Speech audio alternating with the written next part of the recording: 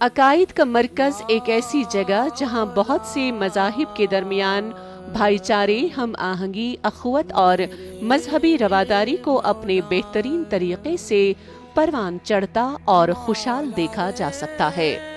उत्तर प्रदेश के अयोध्या शहर में वाक़ा हज़रत सैयद इब्राहिम शाह बाबा रहमतुल्लाह अलैह की दरगाह तनू का एक ऐसा ही मरकज़ है।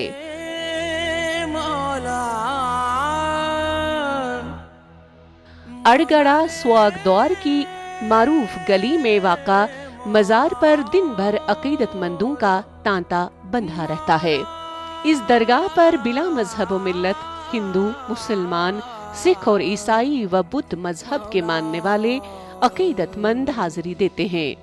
इस दरगाह की महक उनको मसरत बख्शती है और उनमें तकमील का यकीन पैदा होता है।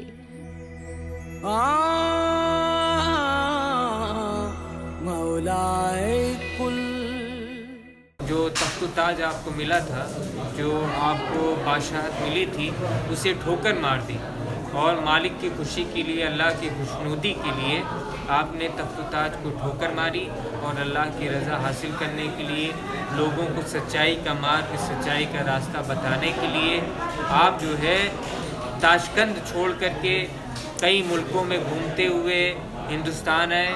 हिंदुस्तान से आप यहाँ अयोध्या तशरीफ़ लाए। जब अयोध्या में पहुँचे तो जिस घोड़े पे आप सवार थे वो घोड़ा यहीं पे अड़ गया। जिस महल्ले में आपका आस्थाना है, जिस महल्ले में आपकी दरगाह है, जब सरकार हमारे अयोध्या पहुँचे तो यहीं पे आपका घोड़ा अड़ गया और यहीं पे गड़ गया। इस वजह से इस महल्ले का नाम आज तक अड़गड़ा है। इसे अड़गड़ा कहा जाता है।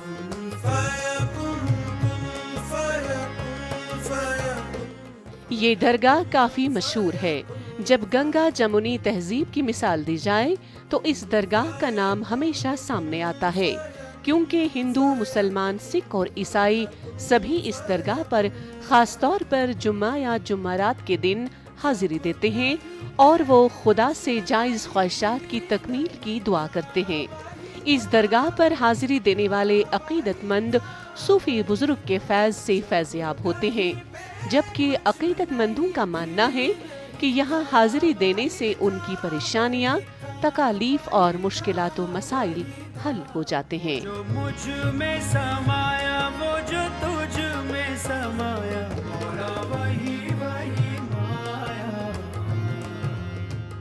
हमारे यहाँ 18 साल हर जुमेरात और यहाँ अपना भी कार्ड किया। हिंदू धर्म हर आदमी आता है और बाबा के चौखट तक आज तक ये ऐसा नहीं हुआ किसी की सुनवाई ना हुई हो। सबकी सुनवाई होती है, सबकी मुरादें पूरी होती है। जो भी आता है, जिसके औलाद नहीं होता औलाद हो जाता है, जिसका शादी ब्याह का मामला होता है शादी ब्याह भी हो जाता है। जिसकी कोई परेशानी, जो भी परेशानी होती है बाबा के चौखट से परेशानी सबकी दूर होती है। किसी भी कार्ड का मानने वाला जो भी बाबा के चौखट पे आता है सबकी।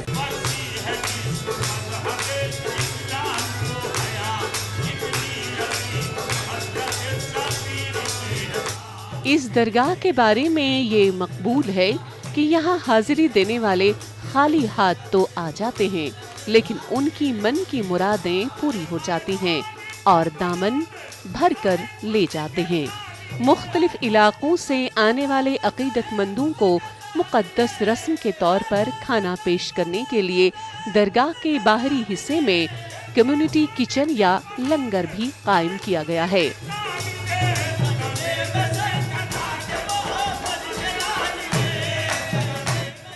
गुज़श्ता कई सदियों से अवामी इख़्लाक़ियात का एक अटूट हिस्सा बनते हुए आज भी सूफ़ी रवायात लोगों की ज़िंदगियों में एक अहम किरदार अदा करती हैं और उन्हें इसके तमाम रूहानी जहतों में दुनिया की तक़सीम से मुंसलिक करती हैं।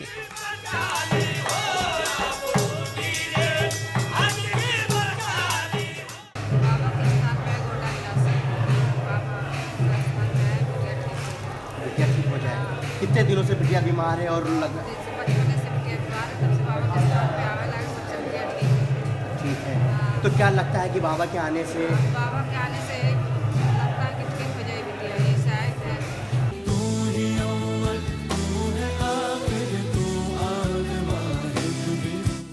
دنیا کی روحانی انقلابی تحریکوں میں صوفیہ کا کردار اور عمل کلیدی اہمیت کا حامل ہے۔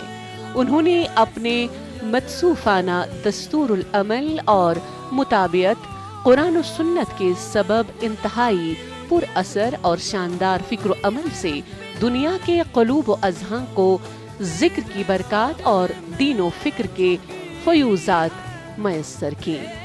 برصغیر میں صوفیاء نے دین اسلام کی خدمت کا فریضہ ادا کیا اور اس کی حقانیت کا پرچم اٹھایا۔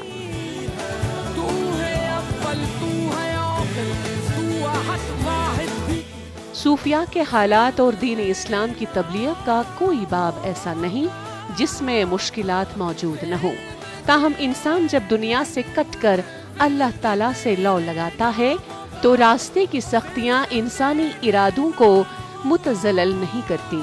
صوفیاء کی تاریخ اس حوالے سے بھری پڑی ہے۔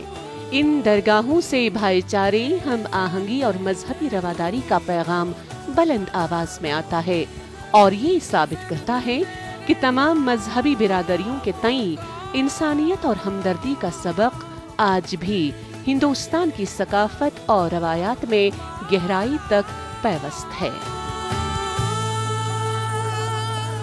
یہ بارگاہ اور یہ درگاہ بڑی ہی مشہور و معروف ہے، اور خاص طور پہ جب گنگا جمنی تہذیب کی مثال دی جاتی ہے تو اس درگاہ کا نام دیا جاتا ہے، کیونکہ یہاں پہ ہندو بھی آتے ہیں، مسلم بھی آتے ہیں، سکھ بھی آتے ہیں، عیسائی بھی آتے ہیں، ہر دھرموں کے ماننے والے یہاں پہ خاص طور پہ جمعرات کے دن، برہسپت کے دن یہاں پہ حاضری دیتے ہیں، اپنی منتیں، اپنی مرادیں یہاں پہ پیش کرتے ہیں، اور مالک کی کرپا ہوتی ہے، سرکار کی نظر کرم ہوتی ہے، سرکار کی دعا ہوتی ہے، سب کی تمام پریشانیاں، سب کی تمام دکھ یہاں سے دور ہوتے ہیں۔ اے مالک تیرے بندے ہم، ایسے ہوں ہمارے کرم۔